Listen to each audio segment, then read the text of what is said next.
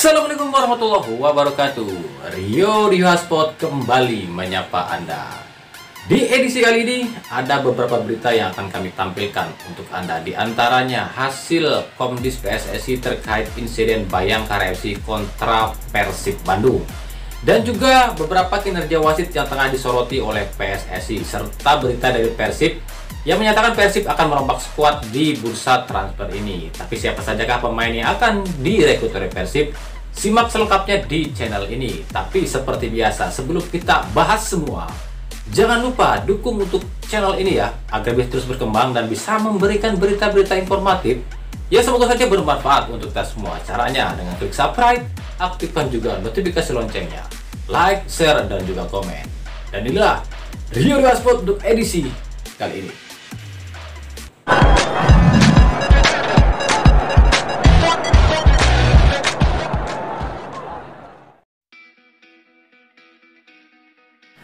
Ketua Komite Disiplin PSSI Erwin Tobing mengatakan pihak Komisi Disiplin PSSI telah mempelajari kasus keributan antara CEO Bayangkara FC dengan pelatih Persib Robert Renalbert.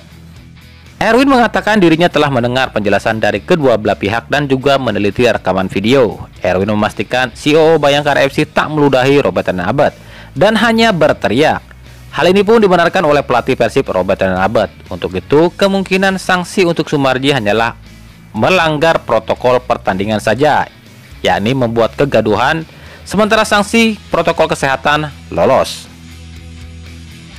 Jadi setelah diteliti, ini sebenarnya dari Bayangkara FC membuat suatu gerakan dengan mendatangi saudara Robert, tetapi hanya teriak saja, dan itu pun diakui oleh saudara Robert. Saudara Robert mengatakan CEO Bayangkara hanya berteriak dan tidak meludah. Saya juga lihat rekaman videonya, dia tidak meludah, ujar Erwin Tobing.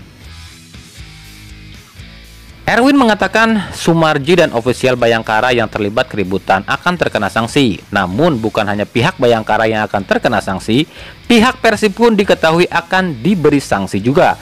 Pihak Persib terkena sanksi lantaran tersulut emosinya saat kericuhan. Ya, Persib juga kena sanksi karena ofisial Persib juga emosi dalam menanggapi hal ini dan juga terlihat mengejek ke arah ofisial Bayangkara. Ini indikasi provokasi dan tidak boleh dilakukan. Jadi Persib pun kena sanksi, ujar Erwin Tobing. Hal ini menyulut reaksi dari beberapa pengamat sepak bola. Pasalnya, keputusan Komdis PSSI ini terlihat timpang dan berat sebelah. Jika Bayangkara FC yang terkena sanksi itu sudah wajar, dan jika sanksi double pun wajar karena mereka yang memulai keributan terlebih dahulu. Namun jika Persib terkena sanksi juga dan dengan sanksi yang sama, inilah hal yang aneh. Pasalnya meskipun emosi, pihak Persib itu wajar karena mereka yang didatangi. Bahkan dalam video tak ada ofisial Persib yang mendorong pihak Bayangkara. Jelas ini sanksi yang aneh dari Komdis PSSI. Jikapun Persib harus terkena sanksi, mungkin hanya sanksi teguran provokatif saja, bukan sanksi keributan. Di sini lagi-lagi nama besar institusi berpengaruh. Komdis PSSI nampaknya silau dengan nama besar Kepolisian Republik Indonesia. Pasalnya Bayangkara FC adalah milik Polisi Republik Indonesia. Haduh, Indonesia, tetap saja ya, hukum itu seperti mata pisau ya. Tajam ke bawah, tumpul ke atas.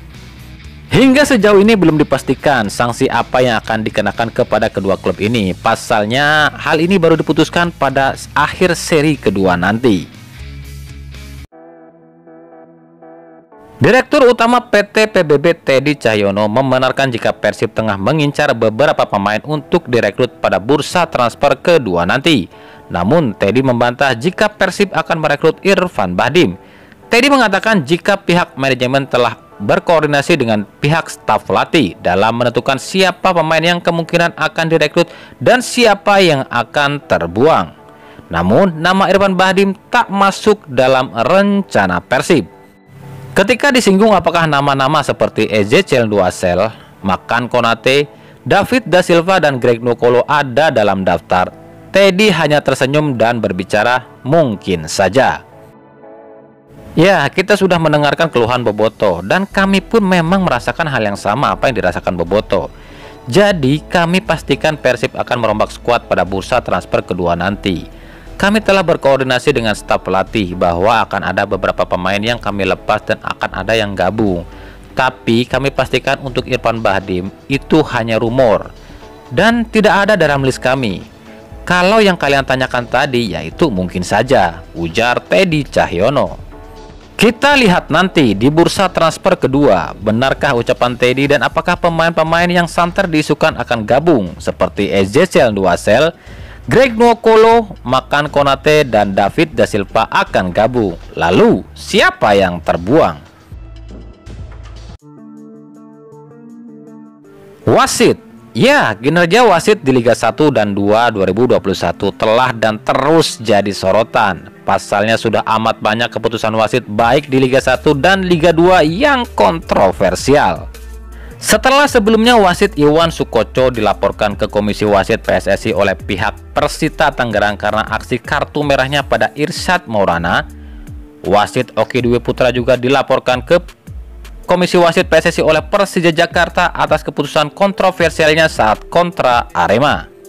Kini dua keputusan wasit yang kontroversial pun terjadi lagi, yakni penalti untuk Rans Cilegon FC di Liga 2. Wasit yang memimpin kala itu memberikan hadiah penalti pada Rans setelah pemain Badak Lampung dinyatakan handsball di kotak penalti. Namun dalam tayangan ulang pemain Badak Lampung sama sekali tak terkena bola. Lalu dalam laga Barito kontra PSS Semarang pada Rabu lalu, kontroversi terjadi pada menit ke-17. Diawali Bagas Kava melakukan penetrasi dan masuk ke kotak penalti, dirinya dijatuhkan oleh bek PSS Semarang Rio Saputra.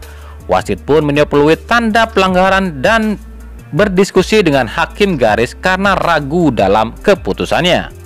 Tetapi apa yang terjadi? Wasit ternyata hanya menghadiahi tendangan bebas dan bukan penalti. Padahal dalam tayangan ulang jelas Bagas Kava dijatuhkan di dalam kotak penalti.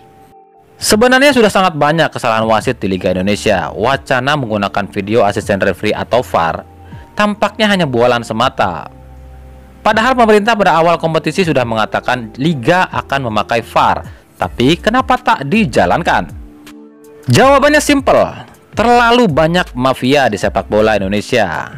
Wasit juga manusia yang butuh uang, apalagi dalam kondisi sulit seperti sekarang. Jika pakai VAR, habislah sudah tim-tim yang kuat uang, yang bisa-bisa tak berdaya jika tak pakai uang. Lalu, untuk apa ada Satgas Anti Mafia Bola? Lagi-lagi, Indonesia.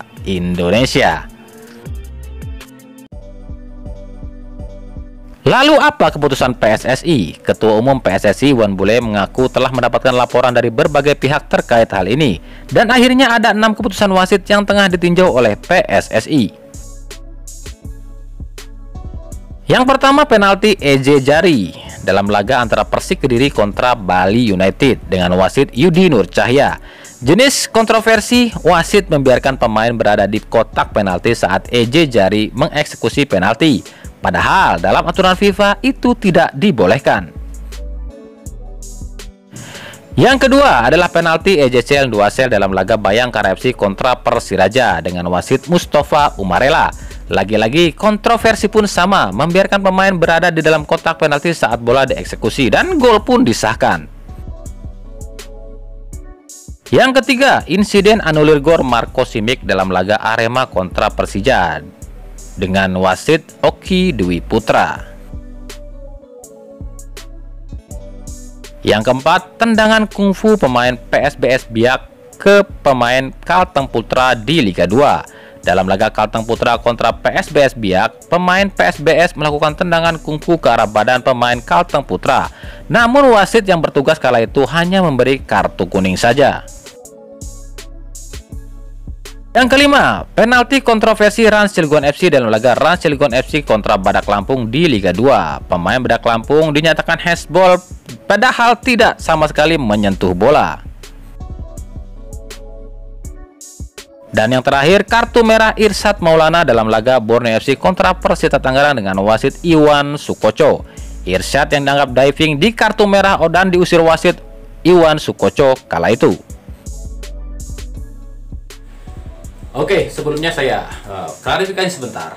Saya di sini sebagai pembawa berita mendapatkan berita dari berbagai media yang terpercaya.